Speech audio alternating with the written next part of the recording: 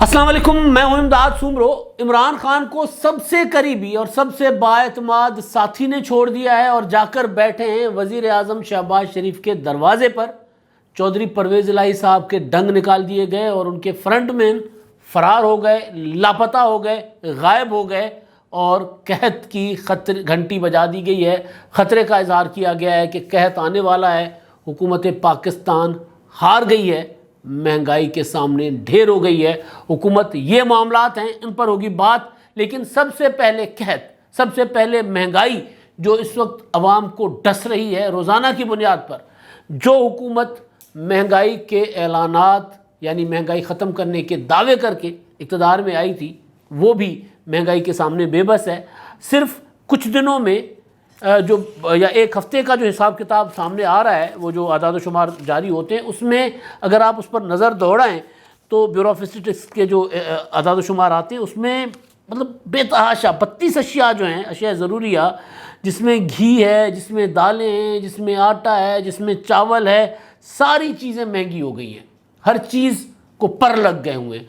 और हालत ये है कि अब वो जो हमने कल सुना आपने वज़ीर ख़ज़ाना साहब ने, वो जो अक़वाम मुत्तहिदा के साथ, अक़वाम मुत्तहिदा साहब ही है भाई, अक़वाम मुत्तहिदा कह रहा हूँ, IMF साहब के साथ जो डील हुई है, उस डील के तहत जो 700 अरब रुपए के टैक्सेस लगाने थे, वो 7,000 अरब के टैक्सेस लगाने थे, वो 7,400 अरब पर चले गए। तो उसके लिए फिर एक नया टैक्स लगाया गया, सुपर टैक्स, और ऐलान ये किया गया कि ये टैक्स जो होगा सनतकारों पर लगेगा। और सनतकारों ने फ़ौरन कह दिया कि जी हम तो पास ऑन करेंगे भाई, ये 10% टैक्स हम अपने पल्ले से नहीं देंगे। वो ऐलान कर रहे थे वो वज़ीर ख़ज़ाना मिफ्ताह इस्माइल साहब कि जी मैंने अपनी फैक्ट्री इंडस्ट्री पर, अपने कंपनियों पर भी टैक्स लगाया है, वज़ीर आज़म शहबाज शरीफ साहब के बेटों की कंपनियों पर भी टैक्स लगाया है, और इस बार मेरी कंपनियां 22 करोड़ ज़्यादा टैक्स देंगी, कुछ इस तरह की वो बात कर रहे थे। लेकिन ये टैक्स उनकी कंपनियाँ नहीं देंगी। ये टैक्स चाहे वज़ीर आज़म साहब की कंपनियाँ हों, चाहे मिफ्ताह इस्माइल साहब की हों, चाहे इमरान खान साहब के माली सहूलतकारों की हों, चाहे आसिफ ज़रदारी साहब के दोस्तों की हों या आसिफ ज़रदारी साहब की हों, ये टैक्स चाहता है फिर आपके और मेरे के ऊपर, हमारी तरफ मुंतकिल होता है, जो उन्होंने ऐलान कर दिया हुआ है। तो ऐसी सूरत हाल जब पाकिस्तान में महंगाई हो और जब पाकिस्तान में खुराक का हमें लाले पड़े हों कि जी हमारे पास गंदम खाने के लिए नहीं है, अपने खाने के लिए, हम वो जो एक्सपोर्ट करते थे गंदम, अब वो मुल्क बन गए हैं जो अब गंदम बाहर से मंगा रहे हैं, और ऊपर से एक कहते हैं ना एक कोड, ऊपर से खुजली।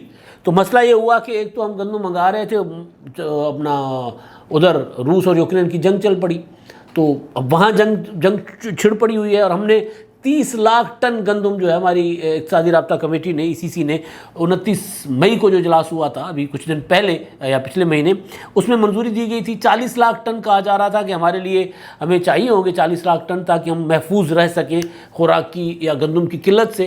तो 40 लाख टन का तो फैसला था कि 40 लाख टन मंगवाया जाए, या सोचा जा रहा था, तजवीज़ थी, लेकिन फ़ैसला हुआ, मंजूरी दी गई 30 लाख टन गंदम की। अब ये 30 लाख टन हम गंदम जहाँ दुनिया से मंगाने के लिए जब हम निकलेंगे, जाएंगे या जा चुके होंगे, तो हमें लग पता जाएगा कि बेहतर था कि हम अपने किसान को वो पैसा देते और किसान इस 30 लाख की जगह 60 लाख भी हमें उगा कर दे देता। लेकिन अब मामला ये है कि चलें शायद इस बार हमें गंदम मिल जाए, लेकिन ख़तरे की घंटी बजी है आलमी सतह पर कहत की, और ये ख़तरे की घंटी बजाई है अक़वाम मुत्तहिदा के सेक्रेटरी ने, और उन्होंने कहा है कि जी जनाब इस साल और उससे अगले साल कहत आ सकता है दुनिया में। उन्होंने वाज़े अल्फाज में, एंटोनियो गुतेरेस ने वाज़े अल्फाज में ऐलान किया है, बल्कि दुनिया को ख़बरदार किया है कि भाई दुनिया जो है वो जा रही है कहत साली की तरफ, लिहाजा बंदोबस्त करो। और उन्होंने ज़िक्र भी यही किया है रूस और यूक्रेन की जंग का, और हम सबसे ज़्यादा मुतासिर होंगे। तो हम इस वजह से मुतासिर होंगे क्योंकि हम खुराक में खुद कफ़ील नहीं हैं। हम दालें बाहर से मंगवाते हैं, हम अपना गंदम, अभी अब मैंने आपको जिक्र कर दिया, वो बाहर से मंगवाते हैं, हम खुर्दनी तेल बाहर से मंगवाते हैं, हम हर एक चीज़ बाहर से मंगवाते हैं। इसी वजह से जब डॉलर ऊपर जाता है तो तेल की कीमतें बढ़ जाती हैं हमारे यहाँ। खाने वाले तेल की बात कर रहा हूँ, वो जो तेल है पेट्रोलियम, वो तो बढ़ता ही बढ़ता है। तो इसी वजह से हम पहले ही अजाब में थे, पहले ही मुश्किल में थे, ऊपर से ये ख़तरे की घंटी बज गई कि जी कहत आने वाला है और ख़बरदार हो जाओ, अपनी अपनी तैयारी कर लो। میں نے دو تین روز پہلے ایک ویلاگ میں گزارش کی تھی کہ ہم نکل سکتے ہیں ان سارے بحرانوں سے اگر ہماری حکومت، ہمارے ادارے اگر آنکھیں کھول لیں. اور آنکھیں کیا کھولنی ہے کہ جو مشروم گروتھ ہو رہی ہے، آپ صبح جاتے ہیں اسلام آباد کی طرف، ملتان کی طرف، فیصل آباد کی طرف، کسی بھی طرف آپ جاتے ہیں صبح، اور صبح جاتے ہیں آپ کو اچھا خاصا نظر آ رہا ہوتا ہے میدان خالی. شام کو واپس آتے ہیں، اس پہ جھنڈیاں لگی ہوتی ہیں، ہری، لال، پیلی جھنڈیاں لگی ہوتی ہیں. یہ کیا ہے؟ تو جی کالونی کٹ رہے ہیں. کالونیاں نکلنا پنجاب خاص طور پر، کیونکہ پنجاب پاکستان کا فوڈ باسکٹ ہے. اب یہ سلسلہ سندھ میں بھی چل پڑا ہوا ہے. اور چھوٹے بڑے شہروں کی جو زرعی زمینیں ہیں شہروں کے پسگردائی میں، وہ ساری کی ساری بغیر کسی پلاننگ کے، بغیر کسی قانون کے، کیونکہ قانون نہیں ہے پاکستان میں زرعی زمین کے اوپر ہاؤسنگ سوسائٹی بنانے کا، پابندی ہے، نہیں بنا سکتا کوئی بھی. لیکن کوئی ایسا جگاڑ لگا دیتے ہیں، فائلوں کو پہیے لگا دیتے ہیں، یا پھر طاقتور اپنا آ کر روب جما کر لیتے ہیں. ملک ریاض پہیے لگاتا ہے، ڈی ایچ اے والے آتے ہیں، ڈی ایچ اے والوں کو کون پوچھے گا بھائی. تو پہلے بھی میں نے اس دن بھی گزارش کی تھی کہ بھائی ہم کالونیاں، سوسائٹیز تو بنائے جا رہے ہیں، کھائیں گے کیا؟ اب اقوام متحدہ نے بھی گھنٹی بجا دی ہے خطرے کی کہ جی آپ تو، اور اس میں سب سے زیادہ متاثر ہم ہوں گے. ہماری آبادی جس تناسب سے بڑھ رہی ہے، جس طرح ہم اربنائزڈ ہو رہے ہیں، اور جس طرح ہم اپنی، اور خاص طور پر ماشاءاللہ عمران خان صاحب کی حکومت نے جو تباہی پھیری ہے انہوں نے خاص طور پر زراعت کے شعبے کی، تو وہ تو مثالی ہے. وہ کہتے کچھ تھے، کرتے کچھ تھے. مطلب خان صاحب نے کہا کہ جی ہمیں وہ جو ہے وہ یوں اونچی عمارتیں بنانی چاہیے. اچھا، اونچی عمارتیں بنانی چاہیے، اور راوی پورا کا پورا جہاں لاکھوں ایکڑ زمین پر کاشتکاری ہوتی تھی، وہ ساری کی ساری زمین اپنے پیاروں میں بانٹنے چل پڑے ہوئے تھے عمران خان صاحب. تو یہ جو کچھ کر گئے. اب مسئلہ یہ ہے کہ ایک تو ہم خوراک کی باہر سے منگواتے ہیں زرعی ملک ہونے کے باوجود، اور اب باہر سے یہ اعلان ہو چکا ہوا ہے کہ بھئی دنیا میں خوراک کی قلت ہوگی. یعنی جو دالیں آج ہم جس ریٹ پر کھا رہے ہیں، اللہ نہ کرے اگر یہ قحط آتا ہے تو پھر ہمیں یہ بھی نہیں میسر ہوں گی.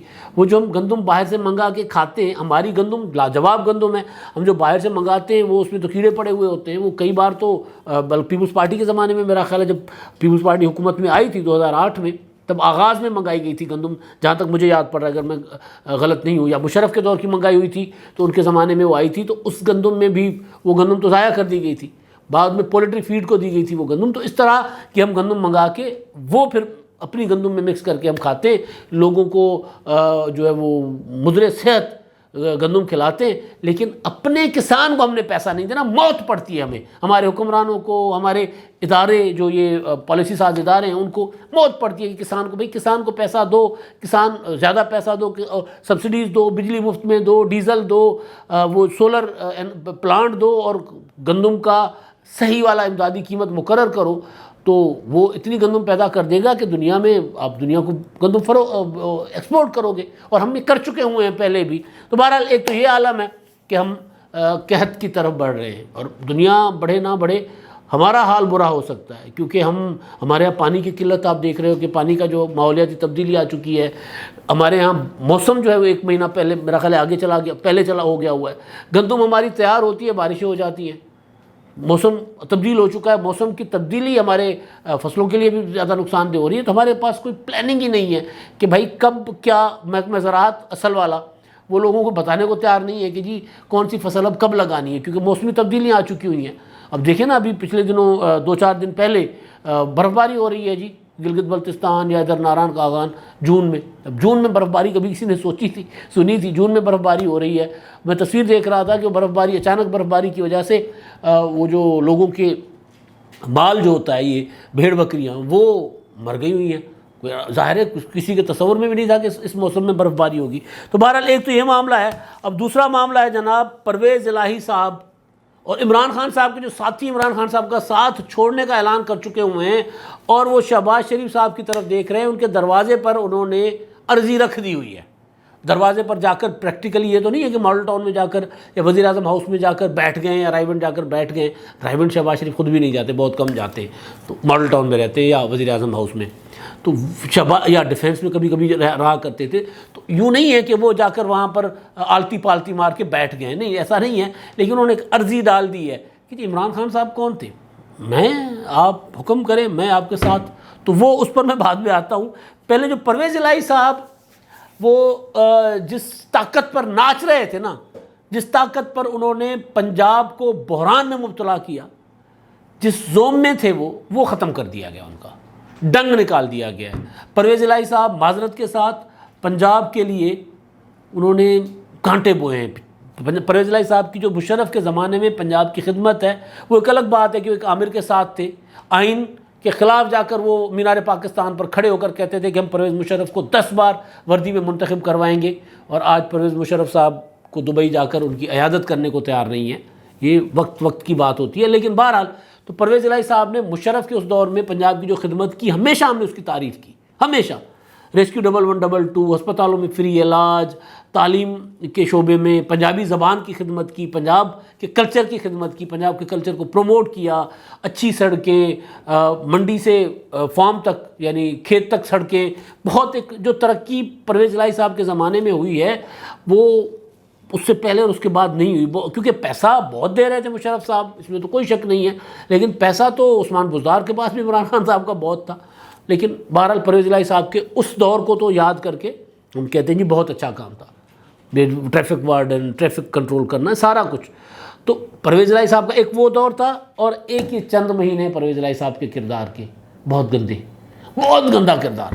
انہوں نے جس طاقت کے بل پر وہ یہ سارا کچھ کر رہے تھے، وہ سمجھ رہے تھے کہ ان کو کوئی پوچھے گا نہیں.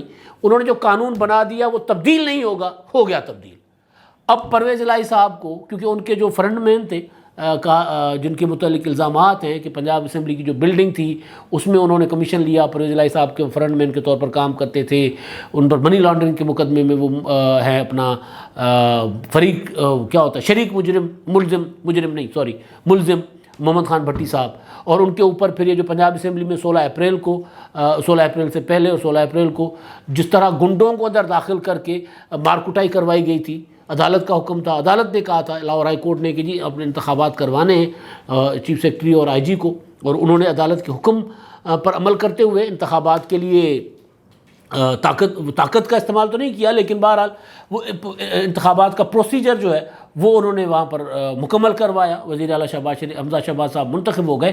تو اس میں بھی وہ ایف آئی آر میں ملوث ہیں، ان کے خلاف قلعہ گجر سنگھ پر کچھ ایف آئی آرز ہیں، محمد خان بھٹی ہو گئے، عنایت اللہ لکھ ہو گئے. یہ دونوں، اب وہ ٹھیک ہے یا غلط ہے لیکن یہ الزامات ہیں ان کے اوپر. یہ اس طرح پرویز الہی صاحب کے فرنٹ مین تھے یا نہیں تھے، لیکن اب کہا جا رہا ہے کہ وہ لاپتہ ہیں، وہ نظر نہیں آ رہے. کچھ لوگ کہہ رہے ہیں مفرور ہو گئے، ملک سے باہر چلے گئے، کچھ لوگ کہہ رہے ہیں غائب ہو گئے. کوئی پتہ نہیں، گرفتار بھی ہو سکتے ہیں بھائی، ہو سکتا ہے کسی نے اٹھا بھی لیا ہو. تو پرویز الہی صاحب کا جو معاملہ تھا جس پر یہ اچھل رہے تھے، جس رسی پر، وہ کاٹ دی گئی ہے پرویز الہی صاحب کی. وہ تھی استحقاق کا قانون.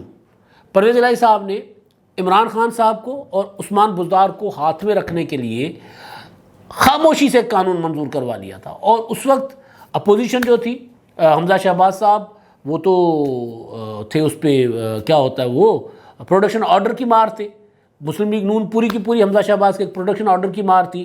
تو پرویز الہی صاحب اپوزیشن کے ساتھ، یعنی آج جن کو وہ کوشش کرتے ہیں کہ کسی طرح ان کی ٹانگیں کاٹ دوں، ان کے ساتھ مل کر عثمان بزدار کی ٹانگیں کاٹ رہے ہوتے تھے. یعنی جن کے ساتھ تھے ان کے پیٹھ میں چرا گھونپ رہے ہوتے تھے. وہ بھی بڑا شاندار کردار ہے، کیونکہ بہت سی چیزوں کا ہمیں پتہ ہے، بہت سی چیزیں فرسٹ ہینڈ انفارمیشن جو ہوتی ہے نا، وہ کس ممبر کو کہتے تھے کہ اب آپ نے یہ کام کرنا ہے ایوان میں، پھر دیکھنا میں حکومت کی کیسی واٹ لگاتا ہوں، اس طرح بھائی بن کر کہ کیا میں ان کو دن میں تارے دکھاتا ہوں ایوان میں، یہ سیدھے نہیں ہو رہے. جب پرویز الہی صاحب کو اپنا کہیں کوئی کام ان کا پھنس جاتا تھا تو پھر وہ اپوزیشن کے کسی ممبر کو فلور دے دیتے تھے اور پھر رولنگ دے دیتے تھے. اور رولنگ دینے کے بعد پھر حکومت پوری کی پوری راجہ بشارت گوڈوں میں بیٹھے ہوتے تھے، قدموں میں، کہ چل صاحب میں تو تاڑا بالا، میرا تو خیال کرو. یہ پریکٹیکل ایسا ہوتا تھا. تو پرویز الہی صاحب نے وہ جو جنہوں نے ان کو اسپیکر بنایا تھا، ان کو وزیر اعلیٰ بن کر دکھانے کے لیے پرویز الہی صاحب نے جولائی 2021 میں ایک قانون منظور کیا تھا استحقاق کا. اور اس قانون میں صحافیوں کو بھی رگڑا لگا تھا، لیکن صحافیوں کو بعد میں صحافیوں کے احتجاج کی وجہ سے پرویز الہی صاحب نے اس سے نکال دیا تھا. لیکن اس میں یہ تھا کہ کوئی بھی افسر، کوئی بھی بیوروکریٹ چاہے وہ آئی جی ہو، چاہے چیف سیکریٹری ہو، چاہے مطلب ان کے نیچے پوری انتظامیہ اور پولیس کے افسران تھے. کوئی بھی ممبر آئے گا اور کہے گا کہ جی میرا استحقاق مجروح ہوا ہے، میں ان کے دفتر گیا ہوں، انہوں نے مجھے دفتر سے نکال دیا ہے، میں ان کے دفتر گیا ہوں، انہوں نے میری بات نہیں سنی. استحقاق کا قانون پہلے موجود تھا، اس کو انہوں نے اس میں اپنے پاس عدالتی اختیارات لے لیے خود پرویز الہی صاحب نے. حالانکہ ایک کمیٹی اور پراپر ایک قانون موجود ہے. اگر کوئی بھی بیوروکریٹ، کوئی بھی جو ہے وہ بندہ اگر استحقاق مجروح کرتا ہے کسی منتخب رکن کا، تو استحقاق کے تحت اس کے اوپر سزا کا ایک پورا قانون موجود تھا. لیکن پرویز الہی صاحب نے پورا اپنے آپ کو گھنٹہ گھر بنا لیا تھا پنجاب کا. فیصل آباد کا گھنٹہ گھر ہے نا، یا پنجاب کا گھنٹہ گھر بنا کر وہ کھڑے ہو گئے تھے. اور اس کے بعد پھر حکومت، اور اس میں یہ کیا انہوں نے کہ استحقاق مجروح ہونا ثابت ہوگا 6 ماہ کی قید، چاہے کوئی بھی ہو. اسی چکر میں پرویز الہی صاحب نے، آپ کو یاد ہوگا کہ یہ جو تحریک عدم اعتماد اور اس کے بعد پھر یہ جو وزیر اعلیٰ کا انتخاب تھا، اور اس میں جو کچھ 16 اپریل کا جو میں نے پہلے گزارش کر چکا ہوں، جو کچھ ہوا تھا اس دوران، اس کے بعد پرویز الہی صاحب نے بجٹ کے اجلاس کے دوران اس حکومت کو داڑھ کے نیچے لے کر آئے تھے. اور انہوں نے کہا تھا کہ جی پہلے آئی جی اور چیف سیکرٹری کو میرے سامنے پیش کرو، آ کر میرے سامنے معافی مانگے، ورنہ ان کو استحقاق کمیٹی میں بلاؤں گا، ان کو سزائے دوں گا. حکومت نے کہا آپ نہیں کر سکتے، اور حکومت ڈٹ گئی. اور پھر پرویز الہی صاحب نے اجلاس نہیں ہونے دیا.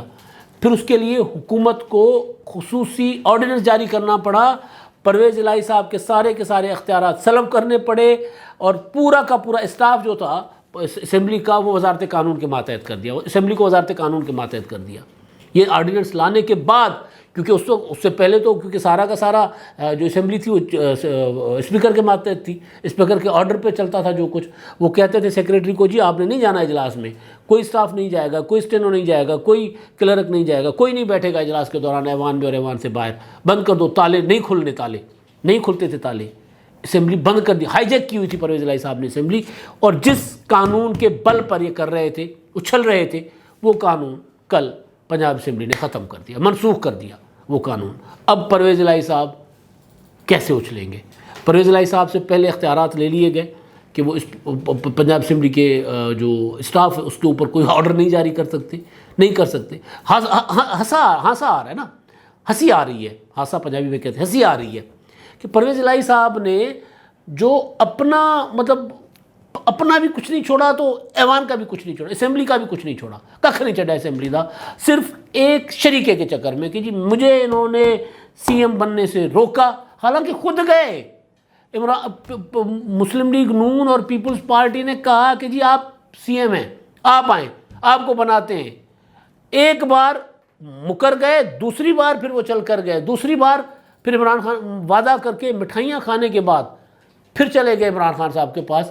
وہ بھائی وہ کہتے ہیں مطلب اپنے ہاتھ سے دیا ہوا زخم جو ہوتا ہے اس کا کوئی علاج نہیں ہوتا. سندھی کی کہاوت ہے، اس کا کوئی علاج نہیں ہوتا اپنے ہاتھ سے. یا پھر وہ پنجابی کہندے نے جڑیاں ہتھاں نال دتیاں دنداں دے نال کھولنیاں پیندیاں نے، اور پھر دند بھی ٹوٹ جاندے نے. پرویز الہی صاحب کے دانت ٹوٹ گئے، دانت نکال دیے پرویز الہی صاحب کے اسمبلی نے، صرف اس چکر میں کہ یار مجھے وزیر اعلیٰ نہیں بننے دیا، اب میں صوبے کا ککھ نہیں چھوڑوں گا، اور ککھ نہیں چھوڑا. اب تو حمزہ شہباز بھی کہہ رہے ہیں کہ جی پنجاب میں آئینی بحران ہے. تو بہرحال وہ جس ہتھیار سے شکار کر رہے تھے پنجاب کا، میں پنجاب حکومت کی بات نہیں کر رہا، حکومت آنی جانی ہوتی ہے، کوئی اتنا بڑا مسئلہ نہیں ہوتا. جس ہتھیار سے پنجاب کا 12 کروڑ تو 2017 کے مطابق ہے نا، میرا حساب کتاب ہے کہ پنجاب کوئی 14 سے 16 کروڑ کے قریب ہو چکا ہوگا آبادی. تو اتنے بڑے صوبے کا جس ہتھیار سے وہ کرنا چاہ رہے تھے قتل، وہ ہتھیار چھین لیا گیا پرویز الہی سے. اب پھر ان کے قریبی ساتھی بھی ان کو دوڑ لگا کر ادھر ادھر ہو گئے. قریبی ساتھی تو عمران خان صاحب کے بھی ادھر ادھر ہو رہے ہیں. سیاسی ساتھی وہ تو ہوتے ہیں، وہ ہوتے ہی پاکستان میں کہا جاتا ہے. مطلب فواد چودھری صاحب کا دیکھ لینا، فواد چودھری صاحب پیپلز پارٹی میں تھے، مشرف کے ساتھ چلے گئے، پھر پیپلز پارٹی میں واپس آئے، پھر عمران خان صاحب کے ساتھ چلے گئے. شاہ محمود قریشی صاحب نواز شریف کی گاڑی چلاتے تھے، لوگوں کو نئی نسل کو یاد نہیں ہوگا. شاہ محمود قریشی صاحب نواز شریف کے وزیر خزانہ تھے پنجاب میں، اور پھر شاہ محمود قریشی صاحب پیپلز پارٹی پنجاب کے صدر بنے، پیپلز پارٹی کے وزیر خارجہ بنے. پھر قریشی صاحب چلے گئے پی ٹی آئی میں، اور آج کل قریشی صاحب کی کوشش ہے کہ کسی طرح مسلم لیگ نون مجھے لے لے. اور فواد چودھری صاحب جو ہیں وہ پیپلز پارٹی کی طرف اشارے کے نائیوں میں رابطے میں ہیں پیپلز پارٹی کے ساتھ، لیکن ابھی ان کے لیے کوئی گرین سگنل نہیں ہے، ابھی ان کے دوستوں نے ان کا دروازہ بند رکھا ہوا ہے کہ نہیں۔ اسی طرح سیاسی لوگ تو وفاداریاں بدلتے رہتے ہیں۔ یسر رضا گیلانی صاحب کہتے ہیں صحیح میں نہ کو لوٹا نہ کھیساں، میں نہ کو کھیساں دل بدلی کرن والے، کیونکہ وہ کہتے ہیں یار ہماری سیاسی کلاس ہے، ان کو اتنی بزتی، ان کی اتنی توہین نہیں کرنی چاہیے۔ تو بہرحال تو وہ جو دل بدلی کرنے والے ہیں وہ تو سیاستدان ہوتے ہیں، لیکن ایک اور دھچکا ملا ہے عمران خان صاحب کو، اور وہ زور کا ہے، اور دھیرے سے بھی نہیں لگا، وہ بہت زور سے لگا ہے۔ وہ دیا ہے رمیز راجہ نے، chairman P C B. Imran Khan صاحب نے رمیز راجہ کو پی سی بی کا چیئرمین بنایا۔ عمران خان کی حکومت گئی تو تصور یہ تھا کہ رمیز راجہ صاحب جو ہیں وہ چھوڑ دیں گے۔ رمیز راجہ صاحب نے نہیں چھوڑا۔ پھر خبر آئی کہ عمران خان صاحب نے، سورسز سے خبر آئی، رمیز راجہ کے سورسز سے خبر آئی کہ عمران خان صاحب نے ان کو کہا ہے کہ آپ کام جاری رکھو۔ اچھا جی آپ کام جاری رکھو، اوکے۔ اب رمیز راجہ صاحب نے پریس کانفرنس کی ہے، پریس کانفرنس کی کل، اور اس میں ان سے سوال ہوا تو انہوں نے کہا کہ جی دیکھیں میرا عمران خان سے کوئی رابطہ نہیں ہے۔ یہ ہوتی ہے ایک پاسا پلٹنا۔ میرا عمران خان سے کوئی رابطہ، عمران بھائی سے کوئی رابطہ نہیں ہے، نہ عمران بھائی میرے سے رابطہ کر رہے ہیں۔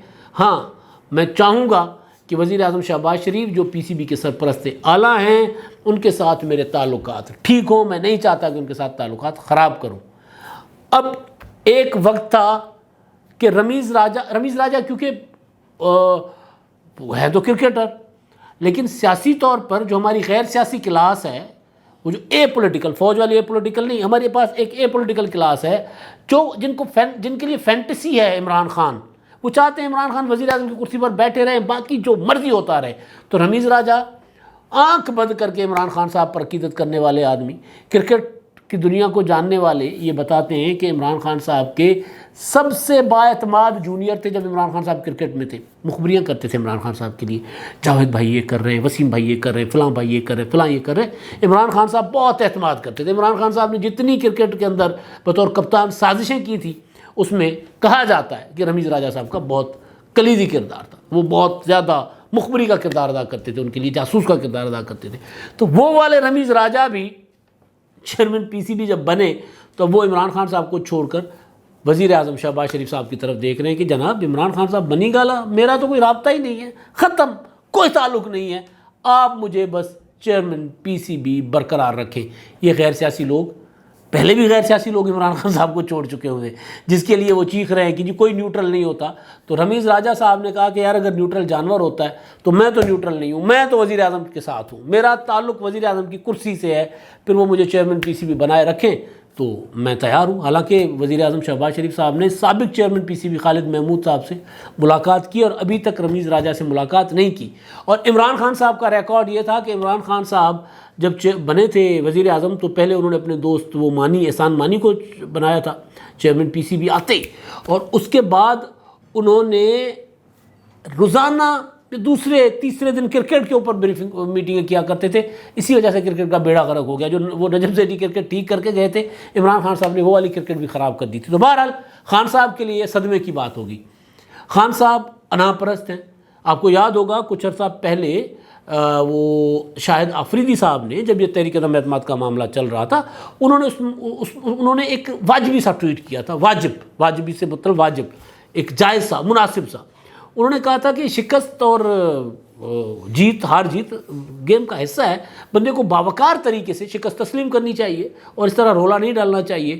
تو عمران خان صاحب نے خود بیٹھ کر ان کے خلاف ٹرولنگ کروائی تھی، خود بیٹھ کر، کیونکہ بنی گالا میں کچھ اپنے سورسز بھی بیٹھے ہوئے ہیں، کچھ اپنے دوست بھی بیٹھے ہوئے بتاتے ہیں کہ جی کیسے پروپیگنڈا آرگنائز ہوتا ہے، کیسے پروپیگنڈا وہ ہوتا ہے، ڈیزائن ہوتا ہے۔ تو وہ ڈیزائن کیا عمران خان صاحب نے پروپیگنڈا صرف اس وجہ سے کہ حالانکہ وہ بہت عزت کرتے تھے شاہد آفریدی عمران خان صاحب کی، یہ میرے اوپر تنقید کر رہا ہے، عمران خان کے اوپر تنقید کر رہا ہے۔ اور اب اگر رمیز راجہ نے عمران خان صاحب سے لا تعلقی کا اظہار کر دیا کہ جی عمران بھائی نے مجھ سے کوئی رابطہ نہیں کیا اور میرا بھی عمران بھائی سے کوئی رابطہ نہیں ہے، تو سوچے رمیز راجہ کے ساتھ کیا ہوگا۔ لیکن بہرحال ایک چیز ضرور ہے کہ خان صاحب کو پیغام چلا گیا ہے کہ بھائی آپ کے پرانے ساتھی بھی اب آپ کا ساتھ دینے کو تیار نہیں ہیں، سیاسی ہوں یا غیر سیاسی۔ اب تک کے لیے اتنا ہی، اللہ حافظ۔